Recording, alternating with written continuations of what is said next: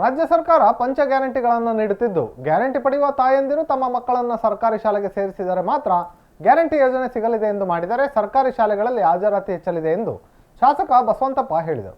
ದಾವಣಗೆರೆ ನಗರದ ಶಾಮನೂರು ಶಿವಶಂಕರಪ್ಪ ಪಾರ್ವತಮ್ಮ ಕಲ್ಯಾಣ ಮಂಟಪದಲ್ಲಿ ಹಮ್ಮಿಕೊಂಡಿದ್ದ ಶಿಕ್ಷಕರ ದಿನಾಚರಣೆ ಕಾರ್ಯಕ್ರಮದಲ್ಲಿ ಪಾಲ್ಗೊಂಡು ಅವರು ಮಾತನಾಡಿದರು. ಸರ್ಕಾರ 5 ಗ್ಯಾರಂಟಿ ಪಡೆಯುವಂತಹ ಫಲಾನುಭವಿಗಳು ಸರ್ಕಾರಿ ಶಾಲೆಗಳಿಗೆ ತಮ್ಮ ಮಕ್ಕಳನ್ನು ಸೇರಿಸಿದರೆ ಮಾತ್ರ ಗ್ಯಾರಂಟಿ ಸಿಗಲಿದೆ ಎಂದು ಕಡ್ಡಾಯ ಮಾಡಿದರೆ ಎಲ್ಲಿ ಗ್ಯಾರಂಟಿ ತಪ್ಪಲಿದೆ ಎಂಬ ಭಯದಲ್ಲಿ ಮಕ್ಕಳನ್ನು ಸರ್ಕಾರಿ ಶಾಲೆಗಳಿಗೆ ಸೇರಿಸಬಹುದು. ಈ ಬಗ್ಗೆ ಮುಖ್ಯಮಂತ್ರಿಗಳಲ್ಲಿ ಮನವಿ ಮಾಡುತ್ತೇನೆ ಎಂದರು. ಆಗ ಮಾತ್ರ ಸರ್ಕಾರಿ ಶಾಲೆಯಲ್ಲಿ ಮಕ್ಕಳ ಹಾಜರಾತಿ ಸಂಖ್ಯೆ ಹೆಚ್ಚಬಹುದು ಎಂದು ಇಂಗಿತ ವ್ಯಕ್ತಪಡಿಸಿದರು. ಸರ್ಕಾರಿ ಶಾಲೆಗಳಿಗೆ ಬರುವ ಮಕ್ಕಳು ಅಕ್ಷರ ಜ್ಞಾನ ಇಲ್ಲದ ಮಕ್ಕಳು, ಅಕ್ಷರ ಜ್ಞಾನ ಹೊಂದಿದಂತಹ ಮಕ್ಕಳು ಖಾಸಗಿ ಶಾಲೆಗಳಿಗೆ ಸೇರುತ್ತಾರೆ. ನಿಮ್ಮ ಕೈಯಲ್ಲಿ ಕಗ್ಗಲ್ಲು ಕೊಟ್ಟಿದ್ದೇವೆ, ಆ ಕಗ್ಗಲ್ಲು ಕಟ್ಟೆದು ಮೂರ್ತಿ ಮಾಡುವಂತಹ ಶಕ್ತಿ ನಿಮ್ಮಲ್ಲಿದೆ. ನೀವು ಅದನ್ನು ಮಾಡಿದ್ದೀರಿ ಕೂಡ. ಇನ್ನೂ ಹೆಚ್ಚಿನ ಕಗ್ಗಲನ್ನು ಕಟ್ಟೆದು ಶಿಲ್ಪಿಗಳನ್ನಾಗಿ ರೂಪಿಸಿ ಆ ಮಕ್ಕಳಿಗೆ ಜ್ಞಾನವನ್ನು ಉಣಬಡಿಸುವಂತಹ ಪ್ರಾಮಾಣಿಕ ಕೆಲಸ ಮಾಡುವಂತೆ ಶಿಕ್ಷಕರಿಗೆ ಕಿವಿಮಾತು ಹೇಳಿದರು. ಮಾನವೀಯತೆಯ ಗುಣಗಳನ್ನು ನೋಡಿಬಿಟ್ಟು ಇವತ್ತು ರಾಷ್ಟ್ರಪತಿ ಮಾಡಿದವೇನ ಅವರ ಅಂತಸ್ತನ್ನು ನೋಡಿ ನಮ್ಮ ರಾಷ್ಟ್ರಪತಿ ಮಾಡಲಿಲ್ಲ. ಆ ರೀತಿಯಾಗಿರ್ತಕ್ಕಂಥ ಗುಣವನ್ನು ನಾವು ಅಳವಡಿಸಿಕೊಂಡ್ರೆ ಒಳ್ಳೆಯದು ಅಂತಕ್ಕಂಥ ಒಂದು ಮಾತನ್ನು ಹೇಳಕ್ಕೆ ಬಯಸ್ತಾ, ಇವತ್ತು ಶಿಕ್ಷಕರಿಗೆ ಗುರು ಅನ್ನತಕ್ಕಂಥ ಪದಕ್ಕೆ ಭಾಳ ಮಹತ್ವ ಇದೆ. ಈ ಒಂದು ತಾಯಿ ಅಂತಕ್ಕಂಥದ್ದು ಗುರು, ತಂದೆ ತಾಯಿಯ ಗುರು, ಎರಡನೆಯದು ತಾವು ಶಿಕ್ಷಕರ ಗುರುಗಳು, ಇನ್ನೊಂದು ಗುರು ಅಂದರೆ ನಮ್ಮ ಮಠಾಧೀಶರು ಅವರು ಗುರುಗಳು. ಈ 3 ಗುರುವಿನ ಪದವನ್ನು ಪಡೀಲಿಕ್ಕೆ ಅರ್ಹರು. ನಾವು ಈ ಶಾಸಕನಾಗಿದ್ದೀನಿ, ಸಂಸದರಾಗಿದ್ದರೆ ನಮಗೆ ಗುರುಗಳು ಅನ್ನಕ್ಕೆ ಯಾರು ನಮಗೆ ಆ ಪದ ತಗೊಳಕ್ಕೆ ಅರ್ಹತೆ ಇಲ್ಲ. ಆ ಗುರು ಅನ್ನೋ ಪದ ತಗೋಣ, 2 ಅಕ್ಷರ ತಗೋಣ ಅರ್ಹತೆ ಪಡೆದಿರ್ತಕ್ಕಂಥದ್ದು ಅದು ಶಿಕ್ಷಕರು. ನೀವು ಪುಣ್ಯವಂತರು ಅಂತಕ್ಕಂಥ ಮಾತನ್ನು ಹೇಳಿಕ್ ಬಯಸ್ತಾ ಅಂಥ ಒಂದು ಮಹತ್ವದ ಒಂದು ಕೆಲಸವನ್ನು ತಾವು ಪಡ್ಕೊಂಡಿದ್ದೀರಿ.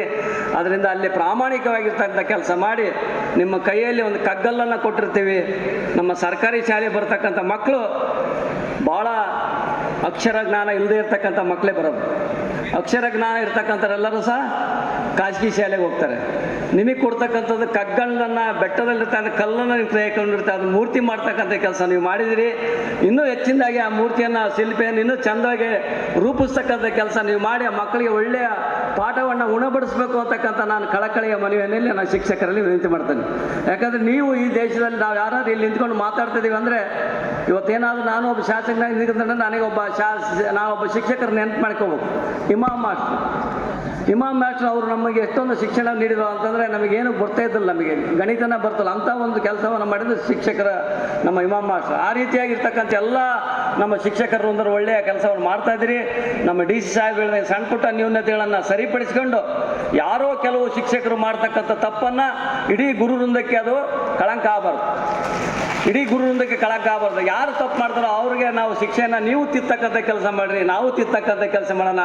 ಈ ಗುರುವೃಂದವನ್ನು ನಾವು ಭಾಳ ಎತ್ತರ ಮಟ್ಟದಲ್ಲಿ ಒಯ್ಯಬೇಕು ಅಂತಕ್ಕಂಥ ಒಂದು ಮನವಿಯನ್ನು ನಾನು ಮಾಡ್ತಾ ಇದ್ದೀನಿ.